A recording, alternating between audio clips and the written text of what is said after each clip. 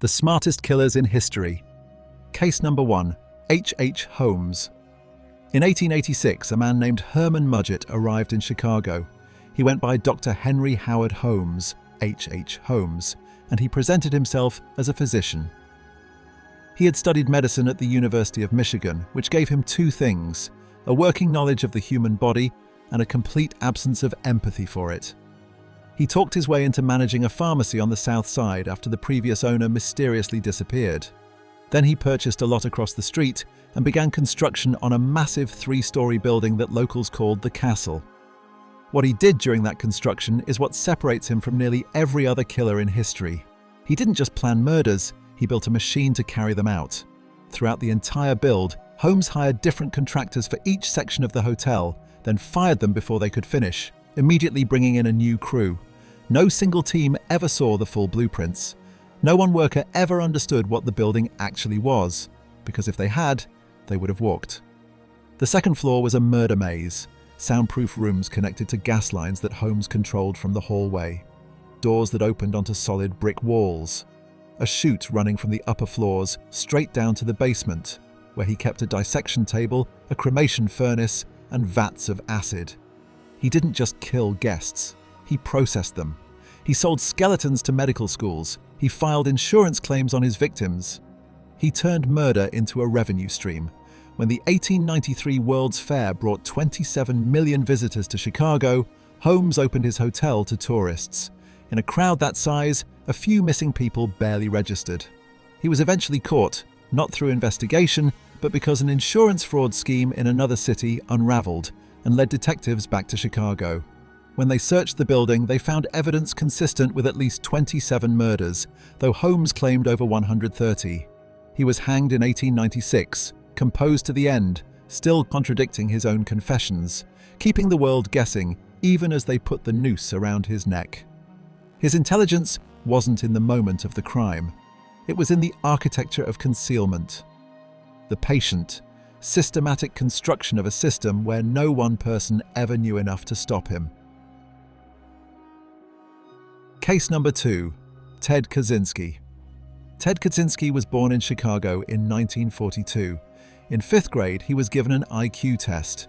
He scored 167, putting him in the top 0.1% of all human beings on the planet. He skipped multiple grades and enrolled at Harvard at 16 years old. At Harvard, he was selected to participate in a psychological study run by Professor Henry Murray. What that study actually involved has since been widely condemned. Participants, including Kaczynski, starting at age 17, were subjected to months of sustained psychological attack. Their core beliefs were ridiculed. They were deceived, humiliated, and deliberately destabilized. The research was designed to study how people respond to extreme stress. What it did to Kaczynski is a matter of significant debate among researchers, but he never forgot it. He earned his PhD in mathematics from the University of Michigan and joined the faculty at Berkeley as an assistant professor at just 25. His research was so advanced that only a handful of specialists worldwide could evaluate it. Then, in 1969, with no explanation, he resigned. He moved to a one-room cabin in the Montana wilderness, no electricity, no plumbing, and began to withdraw from the world entirely. For 9 years, nothing happened. Then, in 1978, a package bomb went off at Northwestern University. Then another. Then another.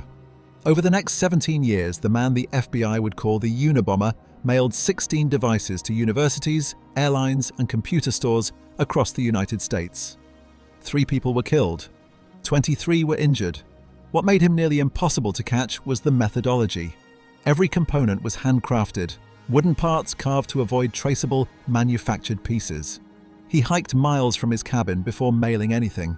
He handled all materials with gloves and never left prints. He embedded fragments of scrap metal stamped FC, Freedom Club, which told investigators nothing for years. The FBI's Unabomber task force became one of the most expensive investigations in American history. 17 years, tens of millions of dollars. They never identified him through detective work alone. What caught him was his own writing. In 1995, Kaczynski sent a 35,000-word manifesto to major American newspapers and demanded it be published in full, threatening more attacks if it wasn't. The New York Times and the Washington Post ran it. His brother David read every word. He recognized the arguments, the cadence, the specific turns of phrase he'd heard his entire life. After months of anguish, David contacted the FBI. On April 3rd, 1996, agents found Ted in his cabin, living in near total poverty, surrounded by journals, bomb components, and handwritten notes. He was sentenced to 4 life terms with no possibility of parole. He died in federal custody in 2023. What people find most unsettling about Kaczynski isn't the bombs, it's the manifesto. His critique of industrial technology and its effect on human psychology has been taken seriously, reluctantly, uncomfortably, by philosophers and sociologists who would rather not engage with it. The document is not the work of a delusional mind. It is the work of a rigorous, damaged, deeply alienated one. A man who decided that civilization itself was the enemy and then spent nearly 2 decades pursuing that conclusion with the same precision he once applied to theoretical mathematics. Case number 3. Rodney Alcala. Rodney Alcala was born in San Antonio, Texas in 1943. He scored 160 on an IQ test, 3 points below Kaczynski. He studied film at UCLA under Roman Polanski. He was charming, articulate, and by most accounts genuinely striking to look at.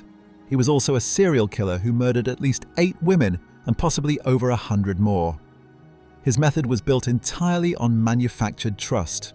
He told women he was a professional photographer, that he had an eye for beauty, that they had exactly the kind of face the camera loved, that he could make them famous.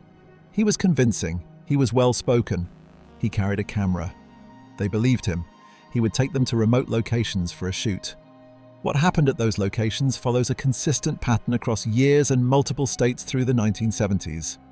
In 1978, while actively killing, Alcala appeared as a contestant on The Dating Game. He won. The Bachelorette, Cheryl Bradshaw, chose him over the other contestants.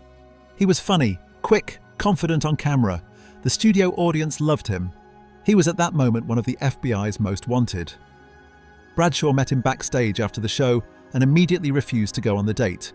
She described him as creepy. Something felt wrong that she couldn't articulate. That instinct almost certainly saved her life. What neither she nor the producers knew was that Alcala was already a convicted sex offender at the time of filming. When he was arrested in 1979, investigators found more than 1,000 photographs in a storage unit in Seattle. Women and girls in various states of undress, posed in ways that suggested they trusted the man behind the camera. Many have never been identified. The FBI has released the images publicly asking for help. Some of those people may not know they were photographed. Others may not have survived. Alcala's lawyers managed to get his conviction overturned twice on procedural and evidentiary grounds. At his 3rd trial in 2010, he represented himself, cross-examining the families of his victims in open court, delivering lengthy legal arguments, making objections. He was found guilty on all counts and sentenced to death. He died in prison in 2021 of natural causes before the sentence was carried out. What made Alcala uniquely dangerous was the specific type of intelligence he deployed: social, emotional, interpersonal. He read people. He understood what they wanted to hear, how to make them feel chosen, how to move someone from wariness to comfort in a matter of minutes. That is a real skill. In a different life, it might have made him an extraordinary therapist or salesman. Instead, he used it to dismantle the defenses of women who had no reason to know they were in danger. 3 killers. 3 entirely different types of intelligence. Holmes, the architect of systems; Kaczynski, the ideological mathematician; Alcala, the social predator. What connects them is that none of them could have operated the way they did with average minds. Their intellect was the weapon. Everything else was just method. Subscribe if you want more. New videos every week.